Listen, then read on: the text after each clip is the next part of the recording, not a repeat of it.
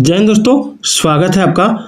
आज के क्लास में हम लोग देखेंगे बाल विकास का प्रैक्टिस सेट 1 यानी सीडीपी क्लासेस में रोज आपको अब 1 से 2 प्रैक्टिस सेट रोज मिलेगा सीडीपी का यानी बाल विकास का, जो आपका C TET, UP TET, J TET, MP TET, R TET, CG TET, H TET सभी के लिए इंपॉर्टेंट होने वाली है। तो चलिए स्टार्ट करते हैं। पहला सवाल, थोड़ा इसको मैं सामने ले आता हूँ तब अच्छा दिखेगा, ठीक है। पहला सवाल है कि ज्ञान विद्यमान है, विश्वसनीय है तथा इस ज्ञान को प्राप्त करना ही अधिगम है। कौन सा संप्रदाय इस कथन को स्वीकार नहीं करता है? ऑप्शन है व्यवहारवाद, संज्ञानवाद, गेस्टाल्टवाद, संरचनावाद। तो देखिए इसका आंसर होगा संरचनावाद, ऑप्शन डी, ठीक है। याद रखिएगा प्रैक्टिस सेट ही आपको नंबर यानी अंक प्राप्त करने में सहायता करेगा, ठीक है। इसलिए प्रैक्टिस सेट पूरा जरूर लगाइएगा, पूरा जरूर देखिएगा। चलिए आगे है, निम्न में से कौन सा तत्व संप्रेषण का तत्व नहीं है? निम्न में से कौन सा तत्व संप्रेषण का तत्व नहीं है? ऑप्शन है संप्रेषण का माध्यम, संप्रेषण की श्रृंखला, संप्रेषण का उद्देश्य या संप्रेषण का नियोजन। तो देखिए इसका राइट होगा संप्रेषण का नियोजन, ठीक है। ये जो है संप्रेषण का तत्व नहीं है। याद रखिएगा संप्रेषण का माध्यम, श्रृंखला और उद्देश्य ये संप्रेषण का तत्व है, ठीक है। आगे देखिए अगला, अध्यापक के व्यक्तित्व के विकास में बाधक तत्व कौन सा है? अध्यापक का जो व्यक्तित्व है उसका विकास में जो बाधक तत्व है वो कौन सा है? ऑप्शन है सामाजिक परिवेश का ज्ञान, सांस्कृतिक अनुभव, कल्पना शक्ति का अभाव या उच्च मानसिक क्षमता। तो देखिए इसका राइट आंसर होगा कल्पना शक्ति का अभाव, ठीक है। अध्यापक के व्यक्तित्व के विकास में कल्पना शक्ति का अभाव, ठीक है, ये सबसे बड़ा बाधक तत्व है, याद रखिएगा। ये कि कंप्यूटर सहायता प्राप्त अधिगम का लाभ क्या है? ठीक है, कंप्यूटर सहायता प्राप्त अधिगम का लाभ पूछा गया है। देखिए इससे क्या होता है कि शिक्षार्थी अपनी गति के अनुसार सीखता है, ठीक है। शिक्षार्थी अपनी गति के अनुसार सीखता है कंप्यूटर सहायता प्राप्त अधिगम में, ठीक है। आगे देखिए सवाल नंबर 5 है कि मानव संस्कार अथवा क्षमता में, ठीक है, मानव संस्कार अथवा क्षमता में परिवर्तन जो धारण किया जा सकता है तथा जो वृद्धि की प्रक्रिया के ऊपर ही आरोपित नहीं है, यह कथन किनका है? ध्यान से देखिए, कथन जरूर पूछता है, विचार जरूर पूछता है, परिभाषा जरूर पूछता है। तो मानव संस्कार अथवा क्षमता में परिवर्तन जो धारण किया जा सकता है तथा जो वृद्धि की प्रक्रिया के ऊपर ही आरोपित नहीं है, यह कथन किनका है? तो देखिए यह कथन जो है, यह कथन आपका गेने का, याद रखिएगा, ठीक है। चलिए नेक्स्ट सवाल देखिए, किशोर अवस्था में मानसिक या बौद्धिक विकास होता है। किशोर अवस्था में मानसिक या बौद्धिक विकास कैसे होता है? तो देखिए किशोर अवस्था में मानसिक या बौद्धिक विकास बहुत शीघ्रता से एवं बहुत अधिक मात्रा में होता है, याद रखिएगा, ठीक है। आगे है, शिक्षा में आईसीटी के उपयोग के संदर्भ में कौन सा कथन गलत है? शिक्षा में आईसीटी के उपयोग के संदर्भ में कौन सा कथन गलत है? देखिए बड़ी संख्या में शिक्षार्थी को शिक्षा से जोड़ना संभव होगा, ये कथन सही है। अध्यापक को की आवश्यकता नहीं रहेगी, ये कथन सही है, ठीक है। उसके बाद आप यहाँ पे देखिए, एक मिनट, हाँ, ऑप्शन सी है, अध्यापक की भूमिका के सहजकर्ता के रूप में रहेगी, ठीक है। अध्यापक की भूमिका सहजकर्ता के रूप में रहेगी, ये गलत है, यह कथन जो है गलत है। शिक्षा ज्यादा प्रभावी होगा आईसीटी में, ये कथन सही है, ठीक है। किस अवस्था में बालक से परामर्श शिक्षण अत्यंत सक्रिय होता है? किस अवस्था में बालक से परामर्श शिक्षण अत्यंत सक्रिय होता है? देखिए बाल अवस्था में तो होगा नहीं, उत्तर अवस्था में, उत्तर बाल अवस्था में भी नहीं, पूर्व बाल अवस्था में नहीं, यानी बाल अवस्था, शिशुवावस्था, उत्तर पूर्व बाल अवस्था, उत्तर बाल अवस्था में नहीं होगा। किशोर अवस्था में बालक से परामर्श शिक्षण अत्यंत सक्रिय होता है, ठीक है। चलिए अभिक्रमित अधिगम मॉडल के जनक कौन है? अभिक्रमित अधिगम मॉडल के जनक पूछा गया है। अभिक्रमित अधिगम मॉडल के जनक कौन है? तो देखिए इसका जो राइट आंसर होगा वो हो जाएगा आपका ऑप्शन डी, स्किनर है, ठीक है, स्किनर, याद रखिएगा। आगे प्रत्याशा सिद्धांत किसने दिया? ऑप्शन देखिए Victor Vroom, Watson, B F Skinner, इन तीनों में से थॉर्नडाइक, इन तीनों में से किसी ने नहीं दिया, विक्टर रूम ने दिया था। प्रत्याशा सिद्धांत विक्टर रूम ने दिया था, ठीक है। चलिए आगे है कि स्व प्रत्यय विकसित होता है किससे? स्व प्रत्यय किससे विकसित होता है? बहुत ही इंपॉर्टेंट सवाल है, स्व प्रत्यय किससे विकसित होता है?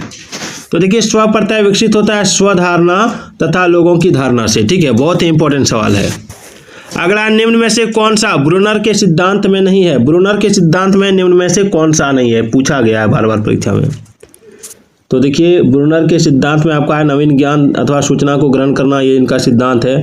अर्जित ज्ञान का रूपांतरण, ये भी इनका सिद्धांत है। ठीक है, ज्ञान की पर्याप्तता की जांच, ये भी इनका सिद्धांत है। लेकिन ज्ञान की अपर्याप्तता की जांच, ये इनका सिद्धांत नहीं है, याद रखिएगा। ठीक है, चलिए आगे देखिए। आगे, गोलमैन का नाम जाना जाता है किसके लिए? गोलमैन का नाम किसके लिए जाना जाता है? तो देखिए गोलमैन का नाम बुद्धि के सिद्धांत के लिए नहीं जाना जाता है। ठीक है, आध्यात्मिक बुद्धि के लिए नहीं जाना जाता है, सामाजिक बुद्धि के लिए नहीं जाना जाता है, सांवेगिक बुद्धि के लिए गोलमैन का नाम जाना जाता है। ठीक है, ब्रूनर के अनुसार निम्न में से कौन सा शिक्षण सिद्धांत नहीं है? ब्रूनर के अनुसार निम्न में से कौन सा शिक्षण सिद्धांत नहीं है? तो देखिए इसका राइट आंसर होगा आपका ऑप्शन बी, अनौपचारिक शिक्षण सिद्धांत। अनौपचारिक शिक्षण सिद्धांत ब्रूनर के अनुसार, ठीक है, जो अनौपचारिक शिक्षण सिद्धांत ये ब्रूनर के अनुसार नहीं है। बाद बाकी आपका औपचारिक शिक्षण सिद्धांत, वर्णनात्मक शिक्षण सिद्धांत, प्रमाणिक शिक्षण सिद्धांत, ये आपका ब्रूनर के अनुसार है। ठीक है, जय बजरंगबली। चलिए, बगल में मंदिर है इसलिए आगे है। पियाजे के अनुसार किशोर अवस्था में संज्ञानात्मक विकास की कौन सी अवस्था प्रारंभ होती है? सवाल देखिए, पियाजे के अनुसार किशोर अवस्था में संज्ञानात्मक विकास की कौन सी अवस्था प्रारंभ होती है? बहुत ही इंपॉर्टेंट सवाल है। तो देखिए यहाँ पे आंसर दिया है, आंसर क्या हो जाएगा? तो आंसर हो जाएगा ऑप्शन बी, औपचारिक कार्यात्मक अवस्था। ठीक है, औपचारिक कार्यात्मक अवस्था। चलिए अगला सवाल देखिए, निम्न में से कौन सी शिक्षण सिद्धांत की एक विशेषता नहीं है?